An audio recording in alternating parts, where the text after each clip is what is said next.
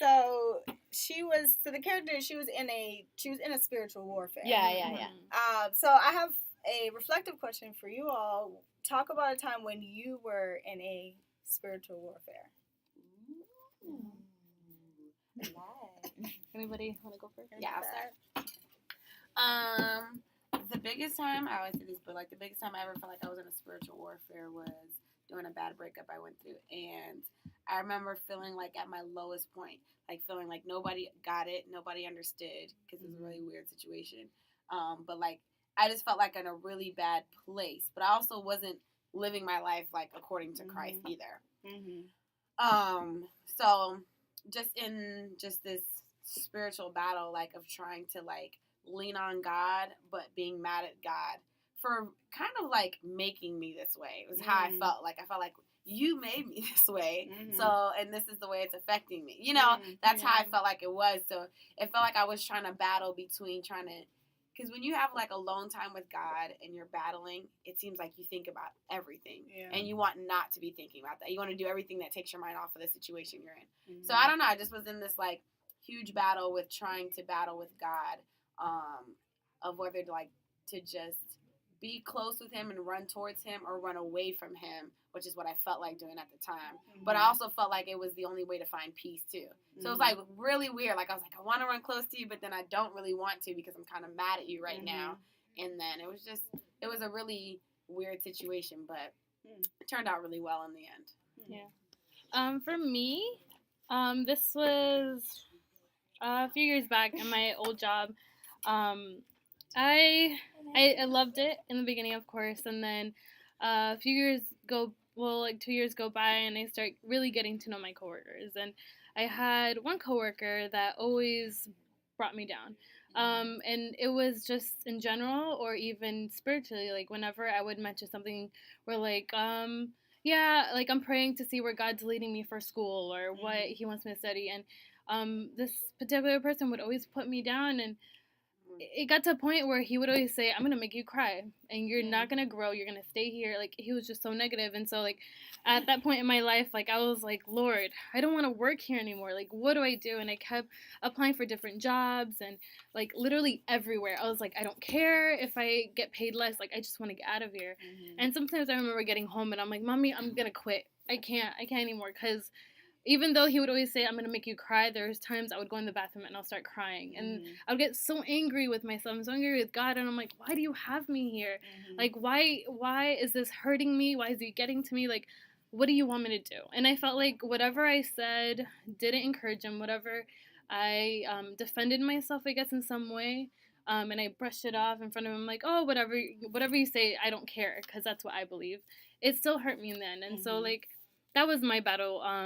And like you said, I was upset with God, and I wanted to stop praying about it and be like, you know what, forget it. I'm going to quit and I'll figure it out. You know, forget it. Like, obviously God's not listening. I can't find another job. And I don't know. I was drained out every day. And so, like, in the end, he was the one that ended up getting fired, because finally my boss realized how much he was affecting me and how he was insulting me too. And so when that happened, I was like, you know, even though he's not here, one day I was like, well, first I said, thank you, Lord, for getting me through those 5 years working with him. And then after, I was like, one day he's going to see me and he's going to know that I don't work there anymore. He's going to know that I succeeded my goals. And whatever he said, I was like, he was wrong and I was right. And because God was on my side. So that was hard. It was so hard. But that's when I left as well, because of school and stuff. I don't know. I still see my past coworkers, and I haven't seen him face to face for a year now. So yeah, I don't know. That was my hard part. Yeah. Well, I won't talk about anything like in particular, but I would say that I know, like, I have the kind of personality where I tend to think that I could kind of fix whatever problem or whatever the situation is myself, and I have a tendency to always, like, not necessarily think of God as a last resort. Well, I guess I do, because I feel like, okay, it's on my shoulder, and I could you know, I have this burden, and I could, you know, control it, or I could fix it, or I could whatever, and praying isn't my Mm. first instinct. So I think that a lot of the times that's my spiritual warfare, because I don't go to him initially whenever it's not going my way, or I feel like the burden is becoming too heavy to handle Yeah. or too heavy to hold. Then I also get angry with God, and then I start having like these outbursts out loud, like, "Oh, why? What are you doing this?" You know, and Yeah. being like, you know, not extra, because that's Huh. how I'm feeling, but like, you know, Mhm. and I'm not putting it into his hands. So I think once I start like I guess trusting God with knowing that whatever the situation is, he's going to get me through it, or he's going to fix it, or, you know, whatever, then I wouldn't have that much of a spiritual warfare anymore. All right. I'll try to be short. So there's been a couple of times in my life where um, you get that loneliness, and that loneliness gets you into that depressed state, into that low state of mind, and you start to doubt God's working in your life. You start to doubt God's power and His strength in your life. And it came to a point. Well, this was like a couple of times in my life that happened, and I remember the first time it happened. I was just in such a depressed state of mind, and I was looking up to God, and I was like, where are you right now? Where are you right now? And it's easy for us to come to that point where we doubt God. And this we is wrestle. KSR and WPIR. We wrestle with that idea of like letting God intervene into your own life and letting Him work and fighting that battle. A lot of times we wrestle with ourselves. It's an inward self that we wrestle. And so, and I'm reminded of that struggle. And there's this verse that comes up. It's Ephesians 6:12. It says, "For our struggle is not against flesh and blood, but against the rulers, against authorities, against the powers of dark world, and against the spiritual forces of evil in the heavenly realms." And it reminds me, you know what? I'm not just battling like this thing right here. It's not a joke. It's real. You know, the enemy is on the prowl. He's here to devour us, and we can't let him win. Yeah. You know, and so the moment when I let God go and just take over, and I gave it to Him, and I was like, you know what? I'm gonna cast my anxieties, my fears, my doubts, all of this into your hands, and I'm just gonna be like, this is yours. And I'm reminded, like, hey, there's nothing, absolutely nothing that can separate us from the love of God. And I knew that, and that came into my mind, into my heart, and it was reminded. It was a promise that came into my heart, and it was such a blessing to know that, hey, you know what? I'm here. You're going through this, but I'm not letting you go. You don't have to fight this battle.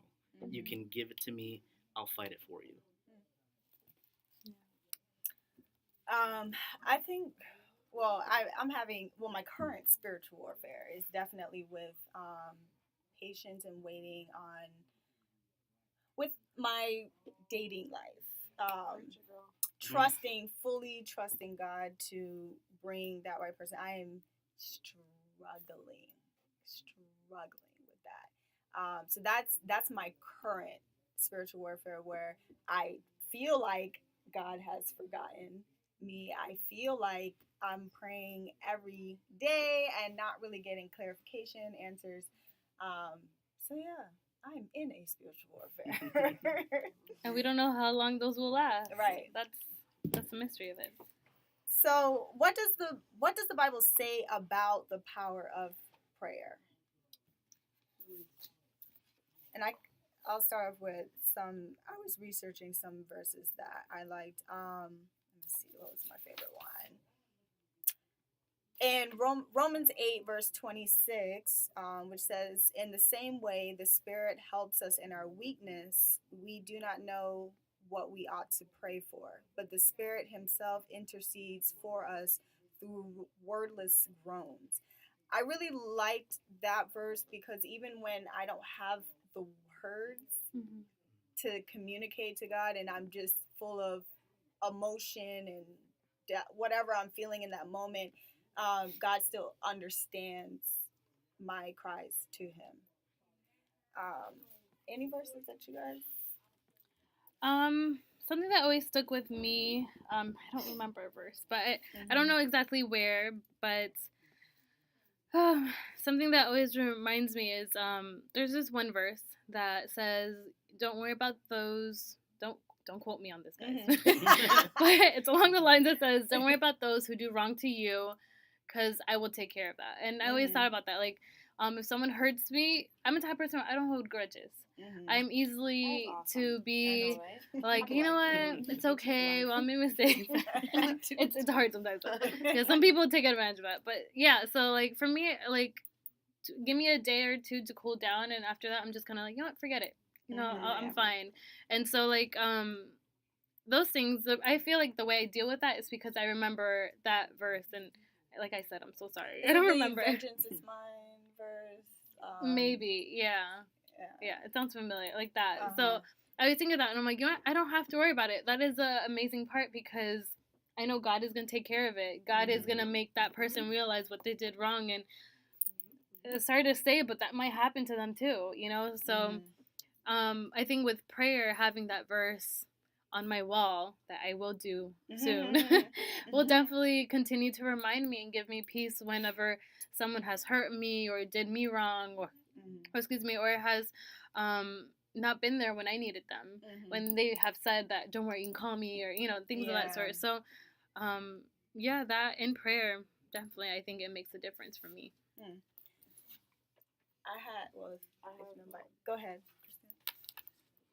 Okay, I'll just read this like really quickly because I was reading this book, so I remember that.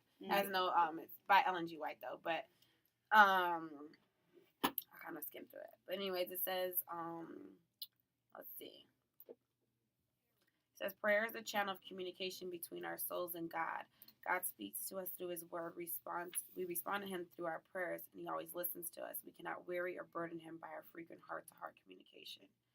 We have come to serious times and events in our world. Call upon every follower of Christ to be totally earnest in our relationship with God. To strengthen this relationship and satisfy our emotional and spiritual needs, we must learn the power of prayer. We must plead with the Lord like the disciple of old, saying, Lord, teach us to pray. It's mad long, so I won't do all this. Yeah. No, that's very, very true. Another one I had was Philippians 4, verse 6, do not be anxious about anything, but in every situation, by prayer and petition, with thanksgiving, present your requests to God. And that's a constant reminder for me, because I am the anxious type. When I'm worried about something, and I freak out very easily about things, so I constantly have to remind myself, like God says, don't be anxious for anything and just trust Him. I have an app that's called The Promises, and it has like categories and stuff. So for me, I usually go in the category that's courage, and the one that I read a lot is be strong, and I'm sure you've heard it. Be strong and very courageous. Be careful to obey all the laws my servant Moses gave you. Do not turn from it. Do not turn from it to the right or to the left, that you may be successful wherever you go. So that usually helps me. And then another one here that I want to share quickly. Where is it? It says, wait for the Lord, be strong, and take heart, and wait for the Lord. And when there's times where, let's say, I guess when I feel unfinancially stable, and I'm like, Lord, like, provide for me. And I'm thinking, and I go back to, and I'm like, courage. And I see that when I'm like, okay, yes, I have to wait for the Lord. I have to continue to be strong. I have to encourage myself. I have to be patient and know that God will take over and He will provide. So yeah, those help me too. So with all these promises that God has given us in the Bible about prayer and the power of prayer, why do we tend to turn to man before God in times of trouble? That's hard.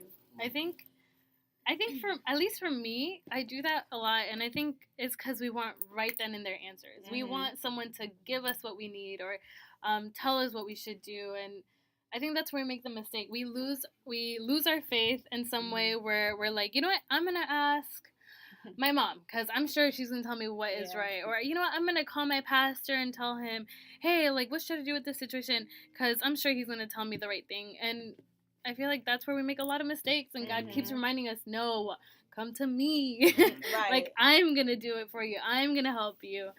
So I think it's just like, as humans, we want it now, Yeah. and then. And Atara said, I know why I do it. I'm waiting for her to write why she does it. Yeah. I don't think we believe in the connection and the power we have with God. Yeah. Because I was telling my friend the other day, I was like, pray for me about something specific. I was like, because I told her, is it weird that sometimes I feel like God will answer prayers when somebody else is praying for me versus when I'm praying for them, right? Yeah. Like, I'm always like, let me find that prayer warrior at my church. So 'cause I know when they pray, it gets up there. But mine just seem to go right there. It's loading, They're it's not loading. getting all the way up or something like that, right? And like, Yeah. you just hear, like, you know, Amanda was telling me she had these prayer cards, and she was like, everything that I prayed about, like, came to fruition over time. It wasn't, like, right away. But when you're praying for somebody, you're not anxious to see the results, Yeah. like, when you're praying for yourself. You Right. want, like, I prayed today, God come through tomorrow afternoon, you know?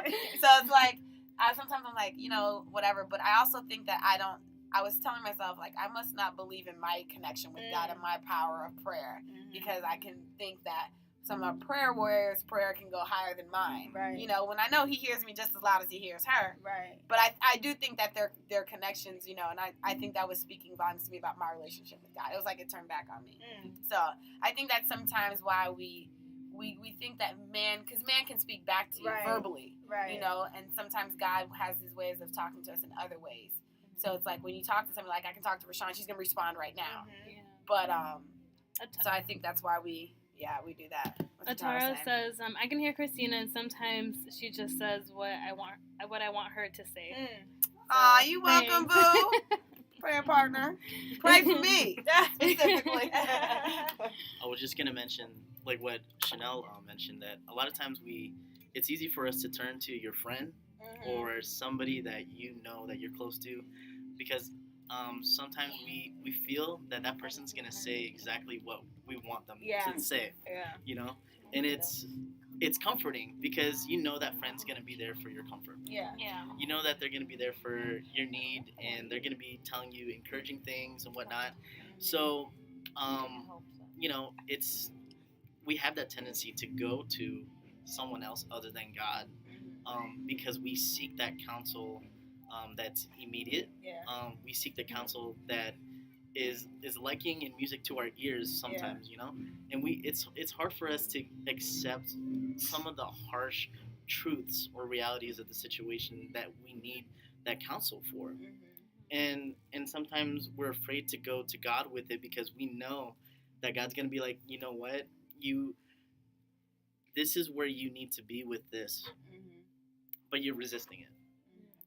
And the more we resist it, we're really resisting God helping us. And so that's why we like to go to that other person and be like, hey, so I'm going through this struggle. Yeah. I'm turning to you, and you know they're gonna be there for your need and your comfort. So it's that encouragement that you're like, okay, this is nice. Sometimes you don't want to hear the harsh truth in reality. You know. Actually, I had a friend of mine posted about that on Instagram, Ben, actually, and he was saying that even we turn to people before God, and then even people who are not even there for us, we still reach out to them before we reach out to God. And I know I've done that before, like going down my list of people that I tend to call, and if nobody answers, then I guess I'll call this person. But why would this person come before God? Like, that's crazy. But yeah, I think it's that instant gratification that we want the answer right then and there. We may, like you said, we want to hear what we want to hear, and that person may give us that. But I think, like Christina says, it also is a reflection of, like, do we really realize the power of prayer?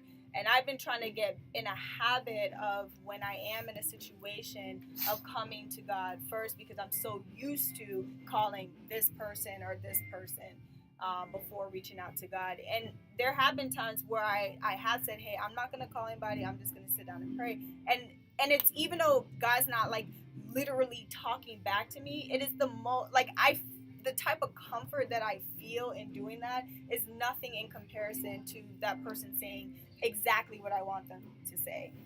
Yeah, so that's my perspective. Chanel said she specifically asked. Sorry, Atara said that she specifically asked her roommate at times to, what was it, to specifically pray for you? What happened? She said something along those lines. She said, I figured God listened to her because she was a prayer warrior. Yeah. So she would ask her roommate to specifically pray for her. Okay. Oh, yeah. See? Yeah. It happens. So I guess we gotta trust our own connections with God. Yeah.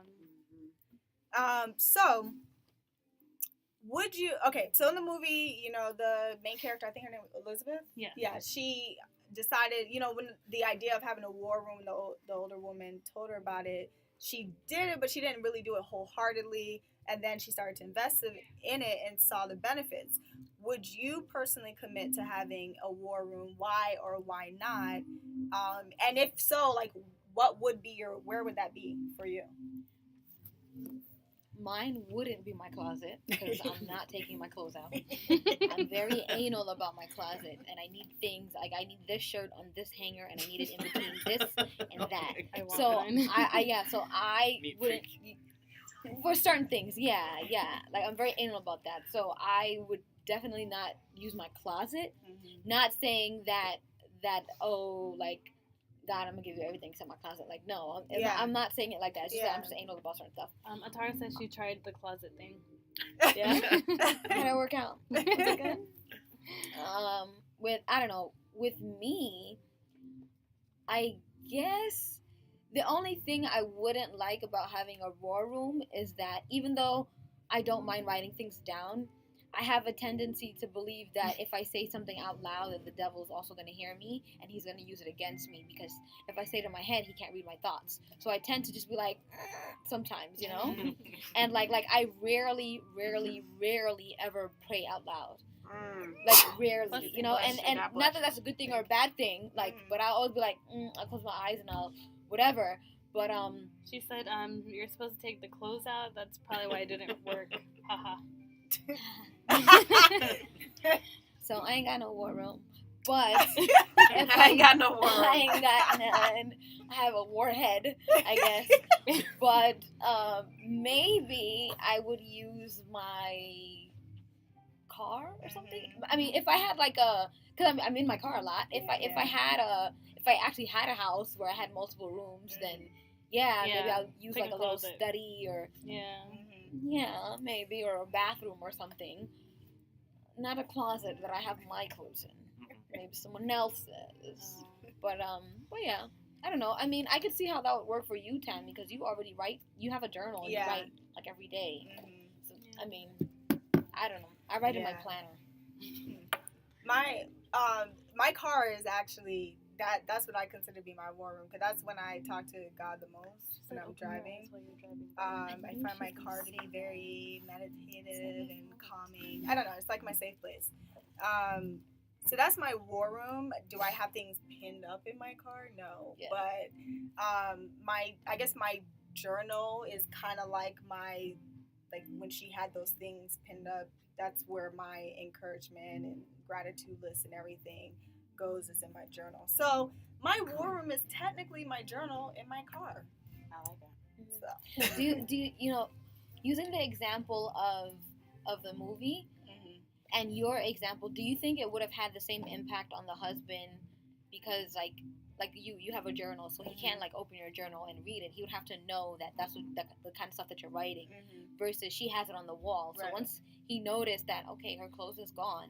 All right, now all these papers are on the wall. All right, now I'm gonna start reading it. What? This is what she's thinking. You know what I'm saying? So it's a little different. So I wonder, like, would that change anything? Yeah, like if it would change anything. Like, would God tell him, "You see that book over there? I need you to pick it up and read it, even though it says private." You know what I'm saying? Like, read it. Take a glimpse at it. Yeah, like she's not home. Read it. You know, like I wonder, like if it would have the same impact. Yeah. Not saying that, right? No, but I don't know what I'm saying. I feel like it might have, at least for me. So I live in a small condo, And sometimes it feels like there's no privacy wherever you go, except for the laundry rooms. Because I've noticed times where I do my laundry, like I can close the door and people forget I'm in the house, and it's nice.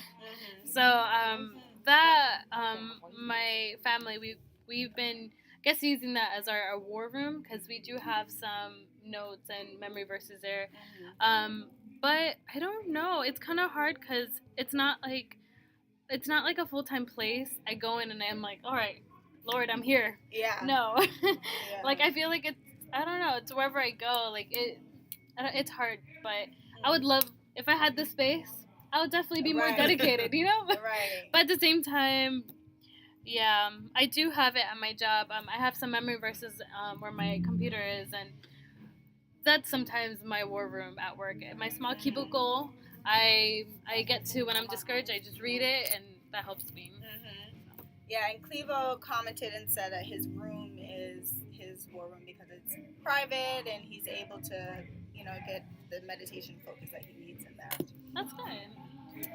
So I don't have a war room per se, but I have a war strategist, and that, what I mean by that is that's my mother. Oh. Yes. I'll put it out there. I still live with my parents. There's no shame in that. But every other day, it seems, at least once a week, my mother will take a Post-it, and she will write either a verse or some kind of encouraging, inspirational quote, and she'll put it on my desk in my room. And so my desk has become a strategy table on how I can combat the day. Tara said you would have a strategist. Of course. And so my mother has played the role of this war strategist that's present in my life. I don't go and make Post-its and write verses. I'm encouraged to. A friend suggested that I should put it on my bathroom window, my bathroom mirror when I wake up, brush my teeth, and look at these verses. Even if I don't try to memorize them, if I read them, they're going to be ingrained in my head, and I'm going to start to remember these promises, these truths. It'll get me through the day, or if I'm going to be going through something, I can recall and reminisce, like, hey, you know what, that verse said this. So I'm grateful that my mom has been that role for me, in placing these Post-its of verses and inspirational quotes. So thank you, Mom, for doing that. It's been uplifting. It gets me through the day. Whether I read it that day or the next day, it's helpful. And I think that's a good point. When you have the verse, because I didn't really think about why she posted the verses, but it becomes automatic part of your thought process when you constantly have it. I actually have a war room like that. It's in my closet. I found a little space in there. Yeah. I did. I know, right? I wouldn't believe it either. But it's like, I do have stuff posted up as well. I think it's like the second time I watched. The first time I thought about doing it, I never followed through. But the second time I watched the movie, I was like, that's actually really smart. Yeah. And the thing that's, to me, is like, it's not always that I go in there and pray, but I have written stuff about things that I struggle with, like faith or relationships and things to encourage me, that I go and I go read them because they're posted there. Instead of having to search through the Bible, I just go because I wrote them out. Or I'll go to the verse that I wrote there, and I can pull it up on my phone and be like, okay, God, I see what I'm saying here. And then I have a prayer list for me and others. And so I just remind myself that I have to pray for others, not just myself, and things that I've prayed through. I feel like sometimes I want to write stuff there. I've written stuff there because I feel like I want to see if things are answered. I cross them out. Okay, I answered something I was specifically praying, and it kind of encourages me to keep praying.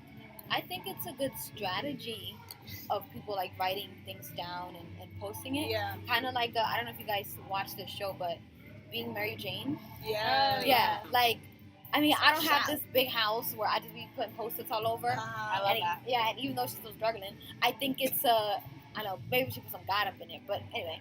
I think in some ways it helps her. Yeah, because if you watch the show, every show starts with a quote that's encouraging. You know what I'm saying? And even though the show is not Christian based or anything like that, it does teach you a lot of lessons. Yeah. In a way. It does. You know? So Got you, I Alex. thank you. Oh no, I okay. I kind of like the fact that she and the women in War Room post things up, and because I think there's something different about reading something versus maybe like I don't know, going through your phone and then probably getting distracted and someone texted me, wait, someone's Yeah. calling me, let me Yeah. not, Yeah. So I guess like while you're brushing your teeth or while you're getting ready, you could just look at the wall or or all over the house and just read post-its or papers or whatever. And I feel like that encouraged her daughter too. Like her daughter got to see what her mom was doing, and the little things. Her daughter put her own little notes in her closet, and I don't know, like it's nice to have it out there, like you said. So then maybe it will encourage other people. Yeah. Like her daughter. Right. So it was good. She's so cute. She is. Clevo commented and said that when we write things, it helps us retain knowledge, which is very true And memory, for me yeah. at least. So when I was watching the movie, I was thinking asking myself, because Elizabeth and she was having issues with her husband, and I know if I was Elizabeth, I don't think I probably would have wanted to leave him. Like we're he done. was disgusting the way Yeah. he was acting. But She I didn't was even say anything. Like when she found out about the girl, yeah. she didn't even say anything. Like, Yeah. and then he found out that she knew by going through her phone. Right. And he was like, what? And then he was looking at her like, what do you want? And she didn't even say, her answer wasn't even like, I want you to stop, chilling with this girl. Right. Da, da, da. And she was just like, I want ice cream and I just want mounds, chocolate, and I just want someone to rub my feet. Mounds. Like, and I was just like, that's your answer? Right. She got it. She got her, she got what she wanted. In the end. Yeah. In the end. So I thought So that was sweet. I was wondering, like, how do you know? Because she was praying for the restoration of her marriage, but like, at what point is it like, do I pray about something, or how do you know that this is something that should be Prayed restored? for, yeah. Like if he's like, say he was committing adultery, like, should I be going in my prayer room and praying, like, please restore this marriage, even though, like, I don't know, I kind of felt conflicted about that. Well, personally, I think because it's not like a boyfriend-girlfriend situation and they already have this covenant with God in their marriage, that whether he adheres to his vows or not, I think maybe in God's mind or in her mind, it's already a family. You know what I'm saying? Like they're already tied to each other. Like they're already married. So it's like They made the commitment. yeah, they already made the commitment. Like I Yeah. said, it's not like a little boyfriend and girlfriend thing. Yeah. Not that that's not important or Yeah. serious to people, but it's a different level of commitment. It's a real commitment, and I think sometimes maybe like God doesn't like divorce, and I think that since forgiveness is such a big thing for him, maybe he feels like even if he did commit adultery. And technically he did because he didn't really have to do the act. He could just Yeah. think about it, and that's adultery to God, Or at least that's what it says in the Bible. Even though he didn't physically do the act, and even though he didn't physically do the act, I think God probably still felt like the marriage could be restored because it has some sort of foundation, Bless you. There's a part in the movie that I really liked because it made me realize the old lady that was mentoring her, when she asked her about like, so what have you been doing to help out your situation with your husband? And she was like, and then she was like, have you been praying for him? Well, not really. And when she asked that, like, she pretty much said like along the lines where like, well, you have to do your part first. You have to pray for him. You have to fight for him. Well, you have to pray for him so God could fight for him. And he can realize what he's doing. So until you do everything you mostly can and you let God take control and he still is acting like that, that's when you can take action. Mm-hmm. But if it's like you barely tried, or even let's say you were only praying for him for like 2 or 3 months and there's still no change, you can't give up. You have to keep praying for him. Because I've heard of marriages that in the beginning or in the middle, they've had hard times, and they spent probably a few years where they were struggling with their marriage, and then in the end of, let's say, 5 years, God came through and he actually realized, or she realized, what they were doing. So that's why I really like you have to do your most all before you say, you know what, I want a divorce. And Right. that's what should be done. So how has the war room changed your perspective on prayer, and what ways in your prayer life personally? For me, I feel that I think I can improve my prayers and using more Bible verses, because those are God's promises. Not only thinking about what I need, but thinking about and remembering God's promises and repeating that. And I feel like repeating it helps you memorize, but as well you're reminding yourself and you're gonna apply it as well. So definitely having Bible verses in there and God's promises. Anybody else? For me, I think the way to improve my prayer life would be to me, just like consistent, constant prayer. Like, and everything that happens, I always want to talk to God more often. Like, to me, I feel like sometimes I have to be like, dear Jesus, in my prayer, and those are not always the prayers that have to be. You know, sometimes I can just talk to Him while I'm walking, or sometimes take a break at work, and then to learn to kind of like always like go to Him first, kind of like what Tammy was saying. Like, I tend to like want to call my friends, or like for me, sometimes I just tend to want to be alone. I don't want to talk to anybody, not God, not my friends. I just want to be sitting alone in my room. Yeah, what I've learned is to eat. Takes my mind off everything lately. But I feel like studying His Word and being able to like praise Him even in the storm, I feel like that will increase my prayer life. Yeah. The War Room, watching that movie, it changed how I thought about prayer, because again, with the example with Elizabeth, I was thinking to myself like, man, if that was me, I would not. There's no way I would react like that. But when you learn how, when her mentor was teaching her the strategy of going about it, it changed my perspective that, you know, it's not about her against her husband. It was a spiritual warfare. It was something that she needed God to petition on her behalf and on her husband's behalf. So it changed how I looked at prayer as a tool, and ways I can improve. Same thing that Christina said. Just being more consistent with coming to God first, and not my friends, family. Okay. Okay. What about you, Jane? Well, I watched the movie about a year ago when it came out in 2015, and I vaguely remember, but I remember there was a scene that stood out to me, and it was a scene that she's in her house by herself, and she feels and she senses there's the presence of Satan, and she's there going through just making this whole scene of casting the devil out of the house.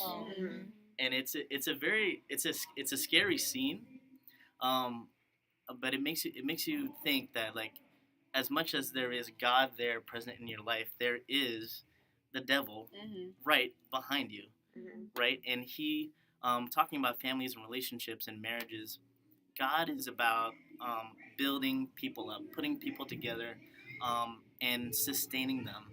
He's not about separation, and he's not about tearing families apart. That's what the devil's wanting to do. Yeah.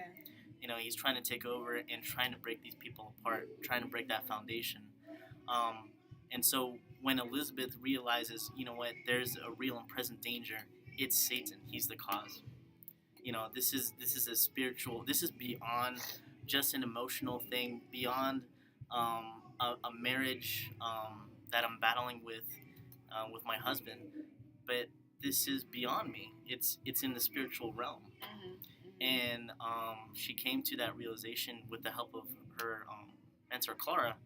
That actually is her name in the movie. And she casts Satan out of the house. And it's a lot of times we need to do that too. You know, when we come to that point in our prayers, and we're seeking God, and we're seeking after God, and asking Him, hey, I need help with this.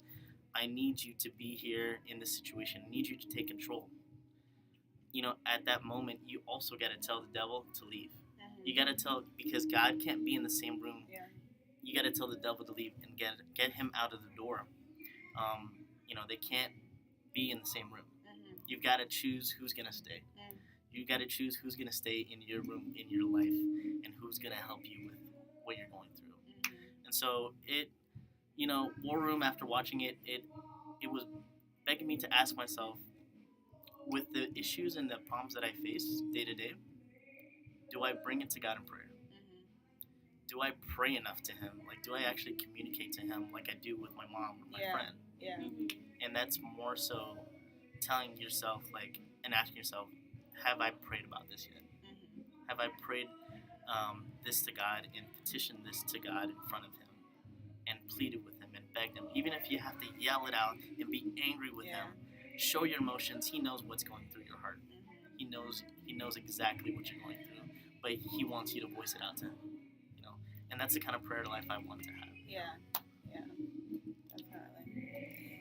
All right, so any last thoughts on this topic of War Room before we wrap up?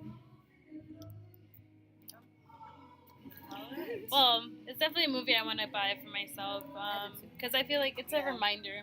Yeah. Months or a year goes by, I watch it again, I'm like, I should add a little bit more to my prayer life. So definitely, if you haven't watched it, if you have not watched it, I would highly encourage you to watch it. It is in Redbox.